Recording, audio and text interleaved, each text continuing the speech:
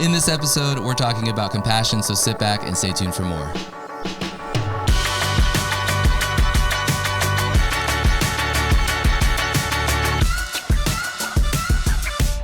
Hey there, welcome to another episode of Monday Moments, the show in which we take a deeper dive into Sunday's sermon. My name is Travis, your host. With me today is Pastor James, and today we are continuing part 2 of our Sabbath series, Rhythms of the King. Yeah. And if you haven't had a chance to listen to this past Sunday's message or any of the messages in this series so far, you can do so on our website, on our YouTube page, or listen to the audio wherever you get your favorite podcasts. And today, like I mentioned in our intro, I'm just going to adjust this a little bit. Yep. We're talking about compassion. Yeah. And I think it's kind of an interesting way to not kick off, but to continue Sabbath. I mean, we're still, you could argue that we are still kicking off Sabbath. We're setting the stage. But you know, the vision, as you've said it, is to really look at Jesus as the model for how do we live a Sabbath lifestyle. You know, we've done Sabbath for decades now at this point at here at Freedom Fellowship. And this year we're looking at what Jesus did, how he lived, how he operated. And what I love about the fact that you're starting with compassion, I think it's easy when you look at, you look for a model in anything, you just tell me what to do, a recipe book. Just tell me what to do so that I can have success. Yeah. Now that's the difference between a chef and a baker, because bakers have to follow the recipe to a T. Otherwise, it just turns out terrible. And chefs are like, I could just kind of throw a little bit here, a little bit there. You sound like you have experience. I do. I don't like baking. But the thing that I love about starting with compassion is that we're not just looking at this as just tell me what to do. Yeah. Just tell me what to do, and I'll do it so that I can have that Sabbath lifestyle. We're really looking at, before we get into what Jesus did, we're looking at why he did it, and why he did it the way he did, because there's a lot of times that I'm sure that we'll see over the course of the next few weeks, when you look at things the way Jesus did them and why he did them, you're like, well, that's not what I expected him to do, or that's not why. And certainly it was true in that day. Yeah. And so I was wondering if maybe just to start off this conversation, when you talk about compassion, why is compassion such a core component to our faith and to Sabbath? Yeah, I think it's such a component to our faith because it was so much a part of Jesus' life, and if we are called to live like Christ, to model his life, to do those things, then compassion gives us a lot of times the why behind the what. Why did Jesus do what he did? Well, he did it because he had compassion on the people. And again, compassion and pity being very different. Pity doesn't require any action. Compassion requires that we do something with that. And so, as followers of Christ, we are called, as James says, show me your faith without works, and I will show you my faith by my works. He wasn't boasting that he has all of these works. What he was saying is that, look, if we are living out the life that Christ called us to, there should be some evidence of that. And I think that our faith is best identified through evidence rather than just through lip service about the things that we believe. And so compassion puts us in a position of having to actually respond. There has to be something of substance behind it. So. Yeah. I remember Pastor Daniel saying this. I'm sure some other people have said it in the same way or in similar ways. Faith is a verb, not a noun. Yeah. We can say we have faith. Yeah. But if our life doesn't reflect it, I mean, do we really have faith? I mean, we can have a lot of head knowledge about something, but faith ought to produce some kind of a response. Am I living like I believe the Bible is true? Yeah. So how do you, use the story of John the Baptist as sort of the launch pad to dive into this topic of compassion? And the story that you told was, John the Baptist had been beheaded. Yeah. Jesus needed to get away from the crowds for a minute. Yeah. But then, as they continued to press in on him, he had compassion on them. Can you help me connect those dots a little bit more of going from John the Baptist to Jesus seeing the crowds with compassion like sheep without a shepherd? Yeah. I think that a lot of times we allow the external things of this world. And again, like I said yesterday, Jesus and John were very close, second cousins. And so there would obviously be a pretty strong emotional response. And again, my point was not to somehow downplay the emotional response of Jesus receiving the news about his cousin, but even even considering the external things, we know that the disciples and Jesus had been ministering all of this time. They kind of get to the other side, and the disciples say, "Hey, the people are hungry. We need to send them away." And so we know that there were all of these external things that were going on, these influences in their life, which would kind of distract them from all of these things. And Jesus keeps pointing back to there's something greater in the midst of this, and I think that we have to go back and connect that to what Jesus says regarding the Father. I only do what I see the Father doing. Because here's what Jesus is saying.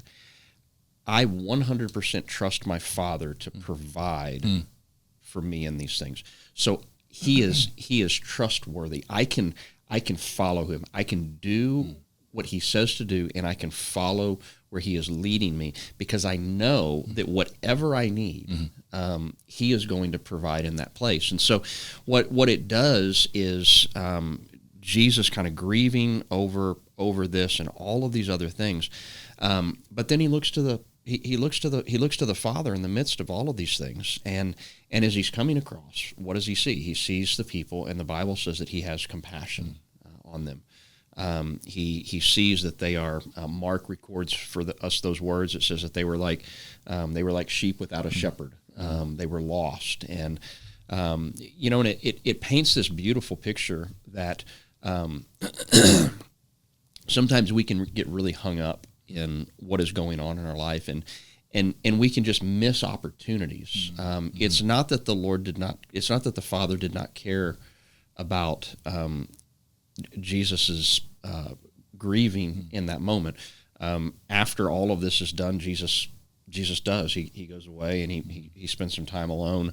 But what is God doing right now in this place?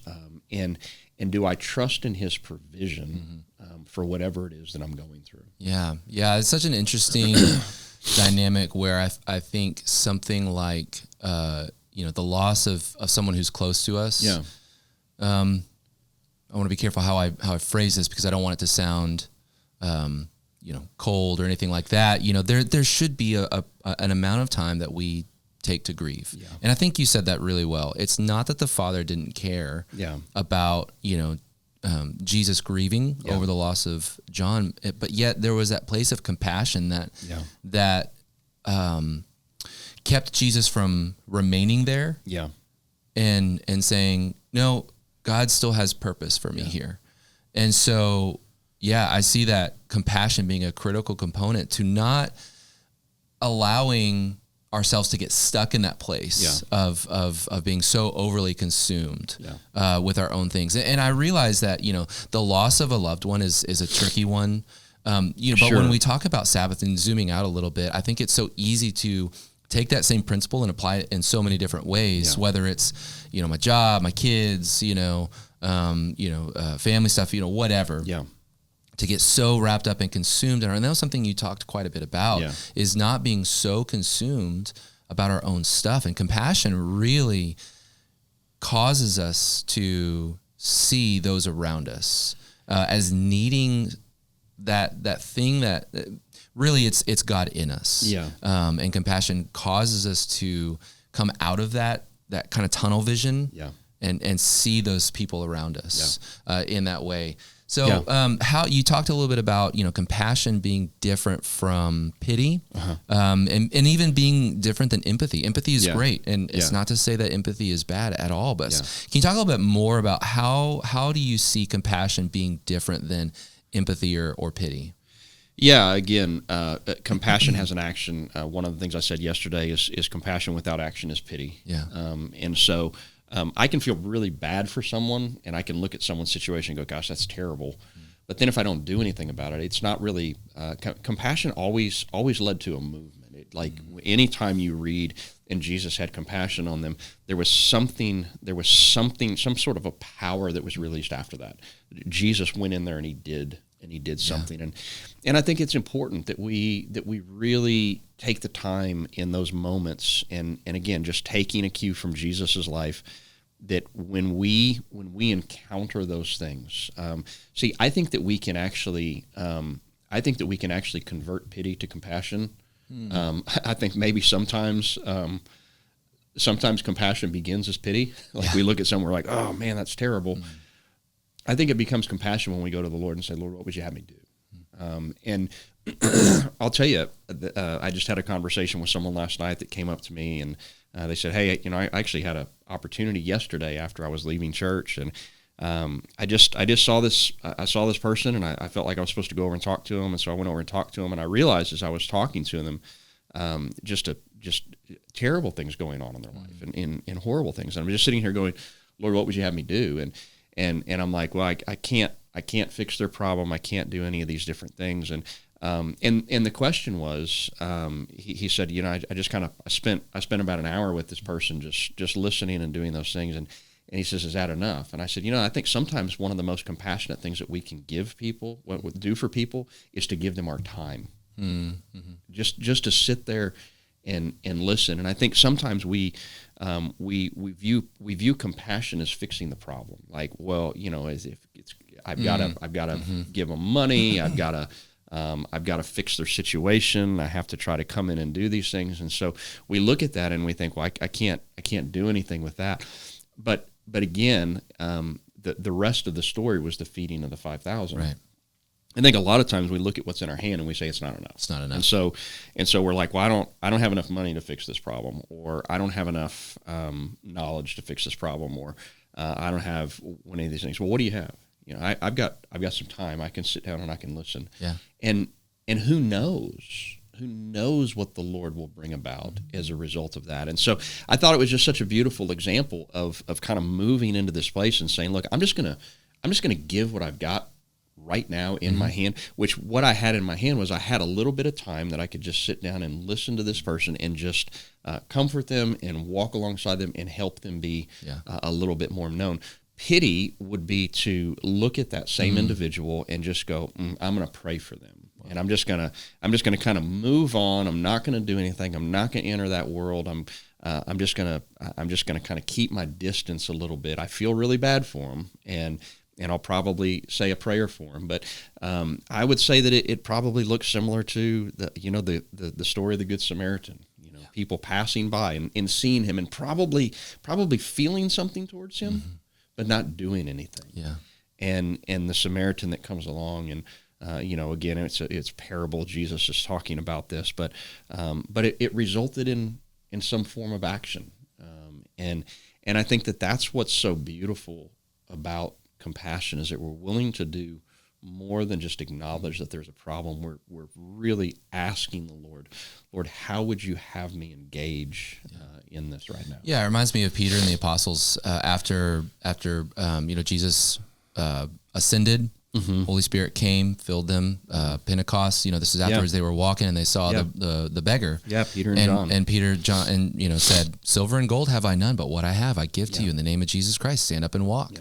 And there was it was just this. We're operating out of what we have and what we have to give. And in that moment, obviously the Holy Spirit's more than sufficient. But they weren't limited by material resources. I don't have the deep pockets, or I don't have the resources, the physical resources of whatever. But maybe I've got some time. Yeah. Maybe I can pray for you. Yeah. Lord, how, and I think imagining, what can God do when we just offer the little that we have? And that's I think what's so important, especially when it comes to compassion, because I think that one of the greatest hindrances to compassion is our own capacity. Like we look at it and we're like, I can't do anything. Like, this is such a big problem. I can't get engaged. Well, 20,000 people that are hungry is a big problem. And 5 loaves and 2 fish was never going to be sufficient apart from the Father's blessing on that. And so what was offered was not enough, but it was sufficient.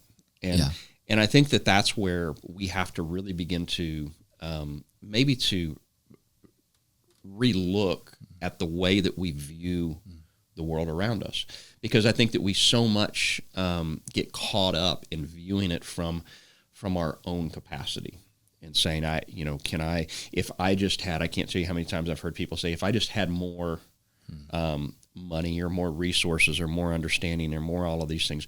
Well, you happen to know the King of Kings, the creator of all things, the one who holds all of this in his hand.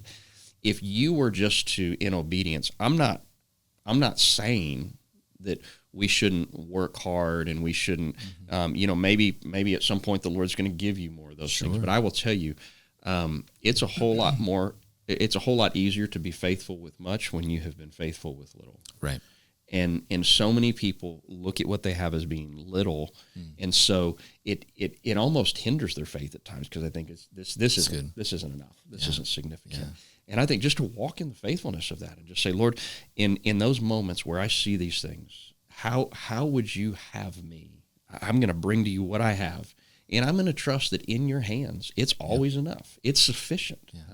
Yeah. There's always that. I think there's clearly a principle we cannot get away from of being generous with physical resources.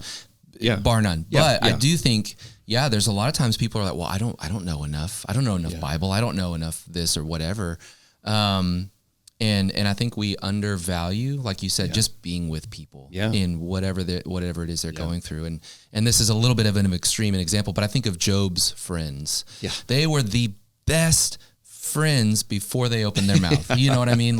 And so I think it just goes to show, again, just trying to illustrate the power of just being with somebody and not to undervalue. And what can God do? We sang this song at our prayer night last night. At the time of recording this last night, we had our prayer night, and we sang the song "Available." Yeah.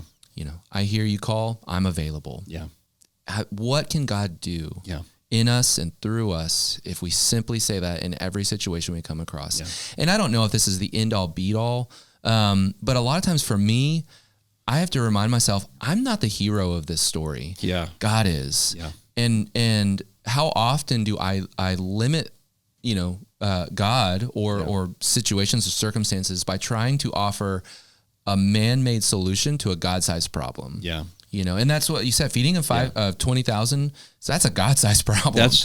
There's no way. And even the disciples were like, years of wages wouldn't be enough to buy enough food for these people, but how often do I look for a man-made solution to a God-sized problem? Yeah. So I guess one of my final questions is, if somebody was listening to your message or this conversation and they're saying, I want to be more compassionate. Yeah. What can I do to begin to become more compassionate? I love what you said about pity can become compassion. It can be converted into compassion if we would simply take that time to go from, I feel really sorry for this person, or, gosh, that's got to be really hard. Yeah. It's in the book of James, hey, brother, keep warm, be well fed, be fed and be warm. Hope stuff gets taken care of, but I don't do anything. So what can somebody do to become more compassionate? Is that like I can do these things and work really hard and try harder at being more compassionate? I'm gonna volunteer more. I'm gonna or is it something else? Yeah, I think it's something else. I mean, I think that volunteering, all of those things are good. Absolutely. No issue with that. I don't necessarily think that volunteering makes it compassion. I think that sometimes we can do things out of compulsion, and compulsion is not exactly compassion. That's because again, we have to look at a couple of the words. When it says that Jesus saw, it meant that there was a knowing. Well, where does that knowing come from? Because all of the disciples were there and they didn't see it. And they, on multiple accounts, they would be in situations that they didn't see the same things that Jesus saw. And I think that what produces compassion is a seeing. And again, that word means to know something intimately. It means that to look beyond and to be able to see inside. Well, who is the one who knows everyone? Well, it's the Father. Yeah. And so what does Jesus say? Keep coming back to it.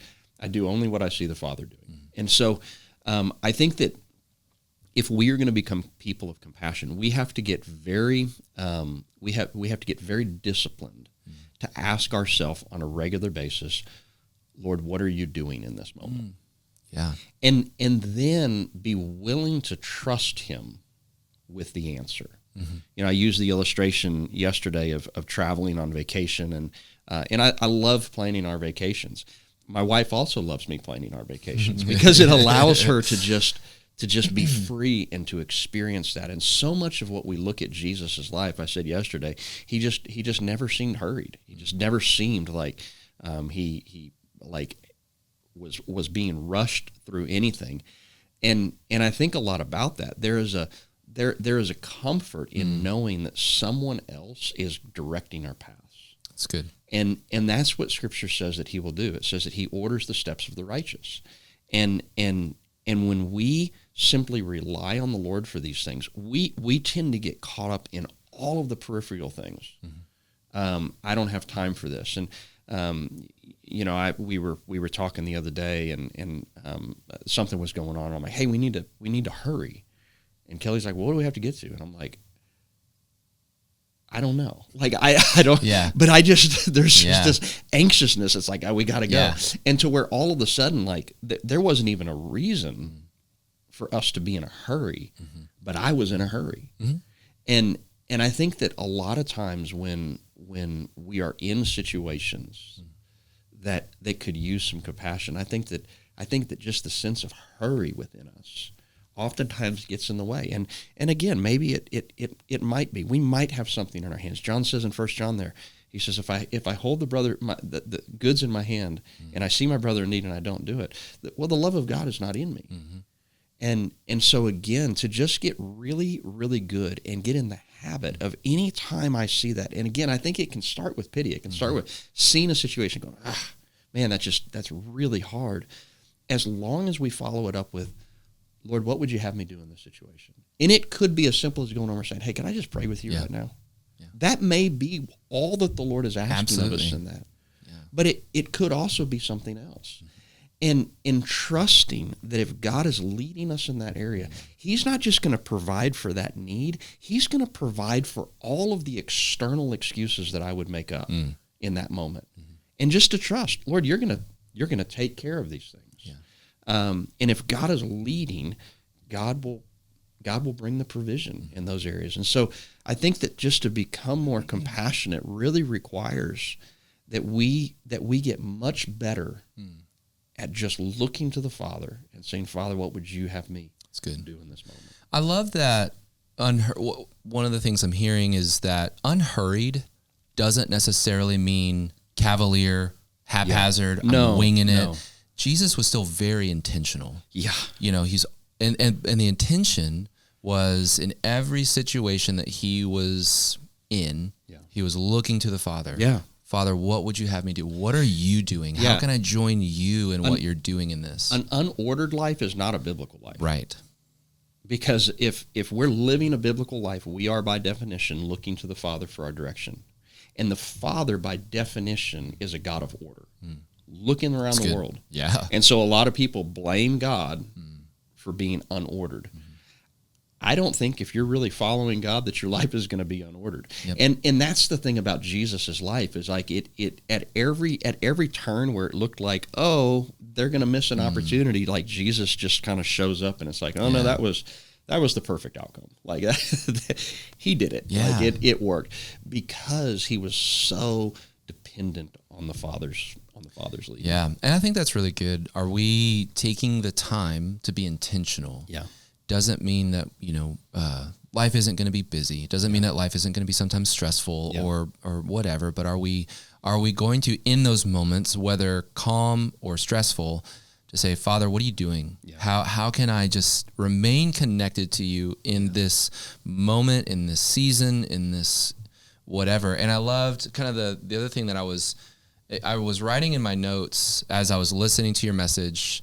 There was three things, and you did touch on these, but three things that I just pulled out of this. Yeah. Jesus saw the crowds, And to me, that question is, are we seeing people the way God sees them? Are we seeing people at all? Or are we just so consumed? And Paul does a really good job, I feel like, in Philippians 2, talking about don't be so consumed with your own interests. Be consumed with the Lord's interests. And then he even points later in Philippians 2 to Timothy. Timothy proved himself to be concerned with the Lord's interests. And you talked a lot about that. Yeah. And then do we feel like Jesus felt compassion? Yeah. And so do we not only see people, and I feel like that's kind of what you were talking about, that moving from pity to compassion, and then he acted. He did something about it. And I think those three things, it all starts, like you said, with being intentional about going to the Father. Yeah.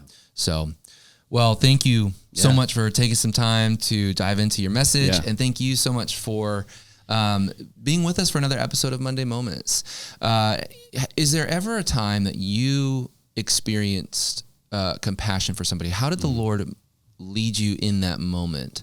Would love to hear maybe a testimony or a story about how God made a difference in somebody else's life through you. Maybe it was simple as just praying, like we talked about, praying for somebody. Maybe it was you took somebody out for a meal, you just got to know somebody, a smile. It's amazing how many times we hear, on a Sunday morning, man, y'all were really friendly to me. And it really made a difference in somebody's life. We're like, really? All I did was smile and say, how you doing? But it really can. God, imagine what God can do. And so thank you again for joining us for another episode of Monday Moments. And we will see you next week.